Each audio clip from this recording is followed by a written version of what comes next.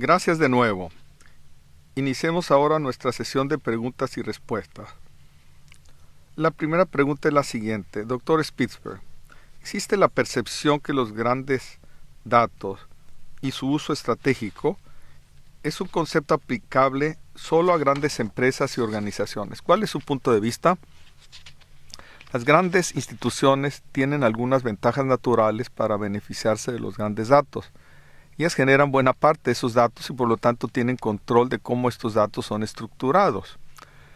También tienen más recursos organizacionales para asignar personal, software o consultores para su análisis e interpretación. Pero en lo individual, todos podemos beneficiarnos de estos grandes datos para manejar mejor nuestra salud personal, nuestros hogares, nuestro transporte y nuestras trayectorias profesionales. Gracias. Usted explicó con elocuencia cómo el concepto de poner atención representa una de las facetas más importantes de los grandes datos. ¿Considera usted que algunas culturas pudieran ser más efectivas que otras en el manejo de ciertos tipos de atención y por lo tanto más alertas y mejores tomadoras de decisiones? Buena pregunta. Aquí hay que diferenciar entre trabajar a niveles de atención micro y macro.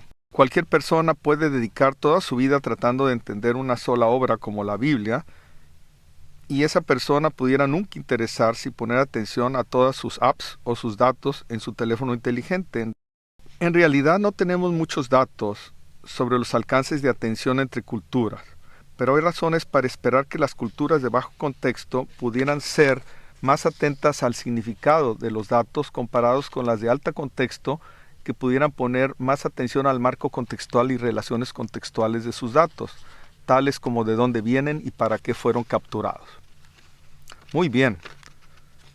El concepto del número Dunbar, que nos indica el límite de tamaño para una red social humana funcional, es fascinante. Usted mencionó que en general el tamaño es entre 100 y 200 personas, pero pragmáticamente pudieran tender a alcanzar el límite en una red con alrededor de 80. ¿Nos puede explicar esto un poco más? En Estados Unidos el número de promedio de amigos que una persona tiene en Facebook está entre 150 y 300, pero la media tiende a ser bastante menor, de tal forma que algunas personas tienen muchos cientos y otras muy pocas.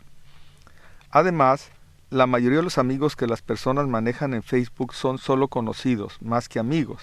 Es decir, una persona puede manejar, mantener y apoyarse en la realidad con un número bastante menor de amigos, más allá de alrededor de 80. Una persona tiene ya mucha dificultad para obtener valor real de estas relaciones.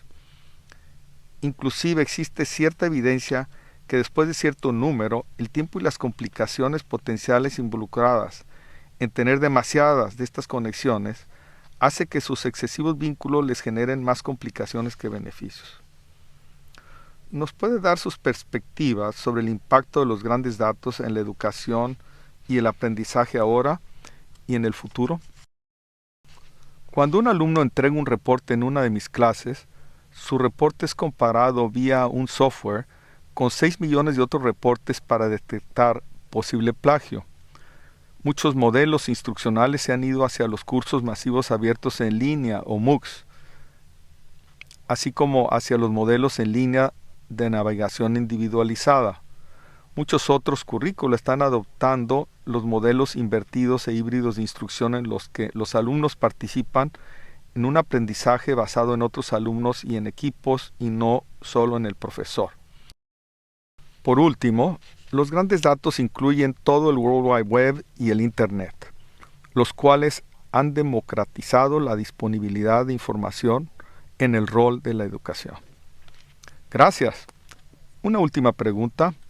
Es impresionante saber que el universo digital esté doblándose en tamaño cada 2 años y que todavía estamos en los inicios de la revolución de los grandes datos. ¿Continuará esta explosión de información en los próximos años? Todo indica que esta tendencia continuará. El principal reto de los grandes datos no es el volumen o acceso a la información, sino poderla organizar para las aplicaciones que requerimos desarrollar.